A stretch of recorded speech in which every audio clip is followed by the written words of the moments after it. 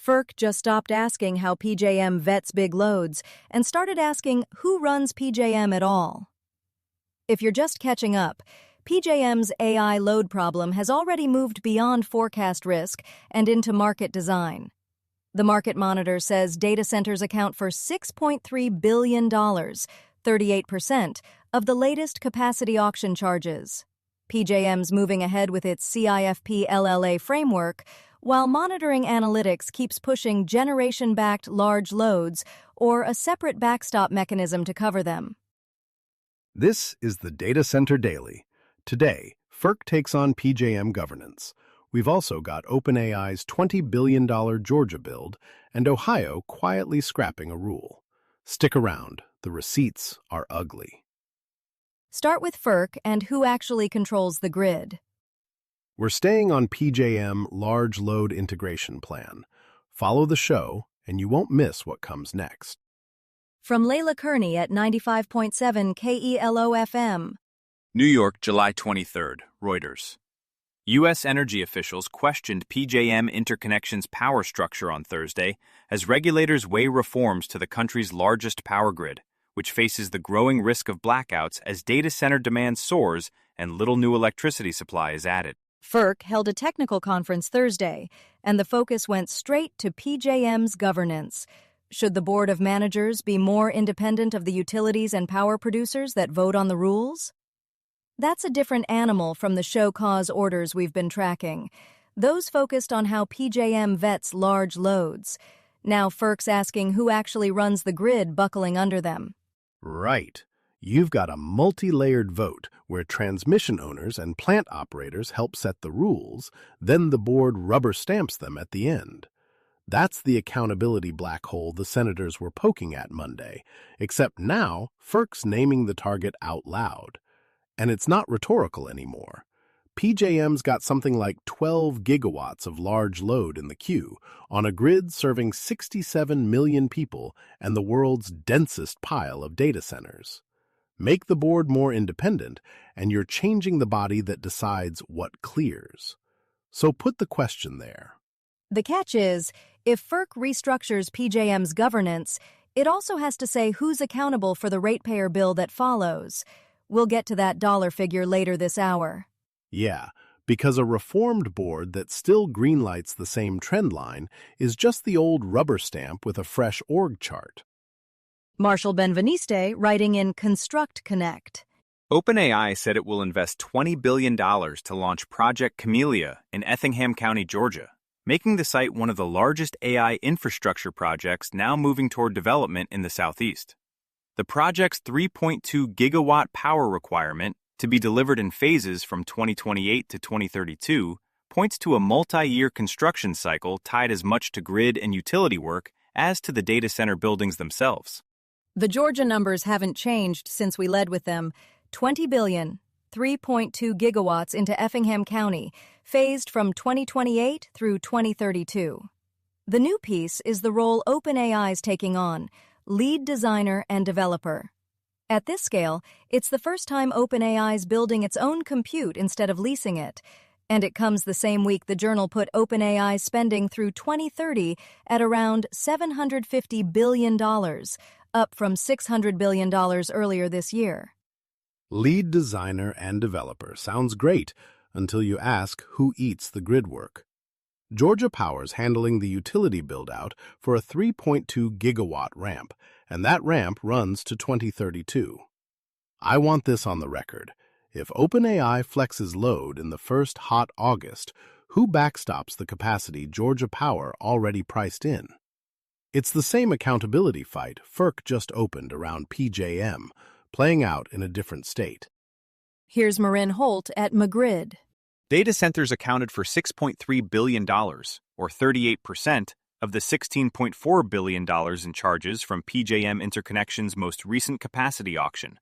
Joseph Bowring, president of the Grid Operators Independent Market Monitor, said in an email to Utility Dive reported on July 20, 2026, as PJM prepares to file a capacity backstop proposal with federal regulators. Now we have the per-auction breakdown. Bowring's monitor puts data centers at $6.3 billion of the latest $16.4 billion capacity auction, 38%. And 38% is the low read. Across 4 auctions, data centers account for $29.4 billion out of $63.6 billion, 46%. So the latest number is a dip.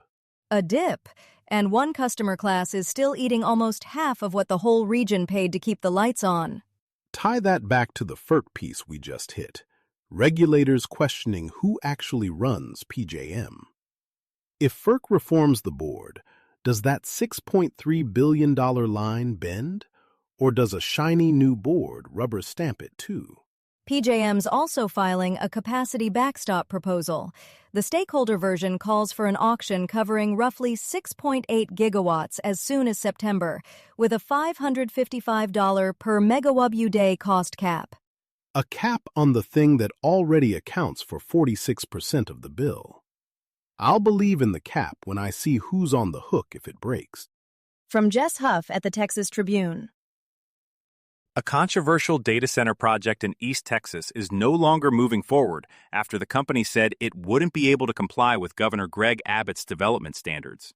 Kansas-based Diode Ventures had proposed building a data center in Henderson County near Cedar Creek Reservoir, a historic waterway in a community heavily involved in water conservation. Diode Ventures is out of Henderson County. The East Texas project is officially withdrawn. The company's stated reason? It couldn't meet Abbott's development standards. 5 million gallons of lake water a day by year 5, pulled from Cedar Creek Reservoir for a site in a subdivision, in a community heavily involved in water conservation. That's damn near 2 billion gallons a year from a lake that's already running low. And it'd take a 12-year build-out to get there. The withdrawal leaves the water question hanging. The standards worked as a filter here. A Kansas outfit looked at Abbott's rules, did the lake math, and walked. Compare that with PJM. Sometimes the check comes from a governance board. Sometimes it's a country road full of homeowners who read the withdrawal permit. Here's Farm and Dairy. Salem, Ohio. The Ohio Environmental Protection Agency scrapped a proposed statewide general permit on July 21st that would have allowed data centers to discharge wastewater into local waterways. The agency dismissed the National Pollutant Discharge Elimination System general permit after carefully reviewing the significant volume of public comments received on the draft, over 7,000. Ohio EPA killed the general discharge permit on Monday, the statewide shortcut that would have let data centers dump wastewater without measuring chemicals before discharge, and with only a single public comment window. It's dead. 7,000 comments will do that. We flagged individual NPDES permits as the path on Tuesday, and now the agency has closed the door on the blanket version. No chemical testing before it hits the waterway? One public hearing for every data center that ever gets built? Yeah, no. Glad that one's in the ground. And look at this week. Ohio EPA won't rubber stamp discharge, and FERC's questioning who even runs PJM. Both are making somebody prove the case, project by project. If you follow the infrastructure powering AI, check out Anthropic Pentagon Watch, a daily briefing on Anthropic's fight with the DoD over Claude, military AI use, autonomous weapons, and procurement blacklisting. Find it wherever you listen to podcasts. Next, we're watching PJM's capacity backstop proposal, a concrete market design checkpoint with about 6.8 gigawatts potentially in scope, as soon as September 2026. You'll find links to every story in today's show notes if you want to spend more time with any of them. That's the Data Center Daily for this Friday. This is a Lantern podcast.